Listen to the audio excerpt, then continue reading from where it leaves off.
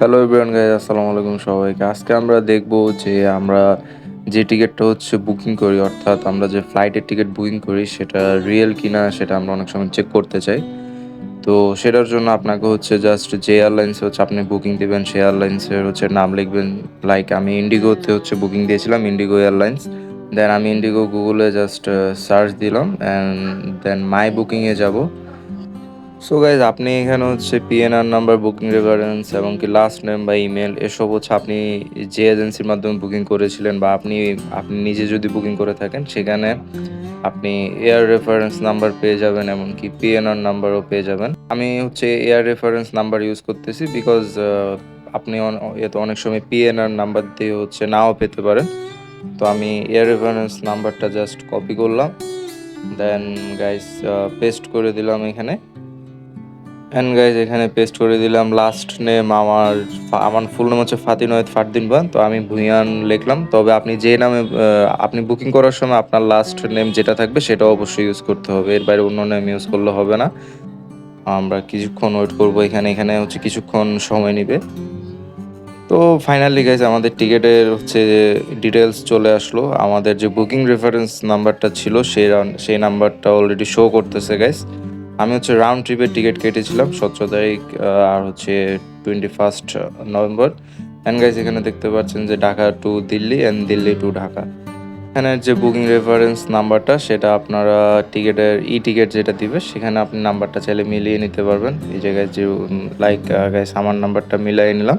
এখন গাইজ আমরা যদি নিচের দিকে যাই তাহলে দেখতে পাবো যে আমাদের বুকিং ডিটেলস কার কার নামে বুকিং আছে। তো আমি দুইজনের নামে করেছিলাম, আমার আম্মু আর আমার জন্য বুকিং করেছিলাম। তো আমাদের ফ্লাইট ডিটেলস চলে আসলো, সম্পূর্ণ ফ্লাইট ডিটেলস চলে আসলো। অ্যান্ড গাইজ আমরা চাইলে এখানে আমাদের যে ফ্লাইট কস্টের সম্পূর্ণ বিবরণ গাইজ এখানে দেওয়া আছে। সো গাইজ এখানে চাইলে আমরা সিট সিলেক্ট করতে পারবো। বিকজ গাইজ আমরা যখন কেরিয়ার বাজেটে ফ্লাইট বুকিং করি তো সেক্ষেত্রে আমাদের সিট বুকিং দেওয়ার কোনো অপশন থাকে না। বাট আপনারা চাইলে সিট বুকিংয়ের জন্য এক্সট্রা চার্জ দিয়ে আপনারা সিট বুকিং করতে পারেন। তো এখানে যেরকম এই যে গাইজ এক্সএলভিডি, এখানে বিভিন্ন সিটের আছে। তো আপনারা চাইলে এই সিটের এমন প্রাইস পড়বে, ওই সিটের এমন প্রাইস পড়বে। তো আপনারা চাইলে এখানে দেখে সিট বুকিং দিতে পারবেন। তো গাইজ আমি সেটাও আপনাদেরকে দেখিয়ে দিচ্ছি কীভাবে সিট বুকিং দিবেন। তাই গাইজ আমার উইন্ডো সিট পছন্দ। তো আমি উইন্ডো সিট সিলেক্ট করলাম। আমার আম্মুরটা উইন্ডো সিটেই দিলাম, মানে আমার পাশেই। অ্যান্ড গাইজ আসার সময় সেমভাবে দেখুন গাইজ এখানে কিন্তু কস্ট অলরেডি বেড়ে গেছে। অ্যান্ড গাইজ আবার রিটার্ন টিকিটের সময় আমি সিট বুকিং করে ফেললাম। তো গাইজ এখন চাইলে আপনারা এটা ক্যান্সেল করতে পারেন। এখানে আমি সিট বুকিং আবার ক্যান্সেল করে দিলাম বিকজ গাইজ আপনি এয়ারপোর্টে কিছুক্ষণ 2-2.5 ঘন্টা আগে গেলে আপনি উইন্ডো সিট পেয়ে যাবেন। জাস্ট ওদেরকে রিকোয়েস্ট করলে হবে বোর্ডিং পাস নেওয়ার সময়। অ্যান্ড গাইস এখানে ছিল সম্পূর্ণ ডিটেলস। আর গাইস আমি টিকিট কেটেছিলাম roomchai.com থেকে। এটা বনানীতে অফিস।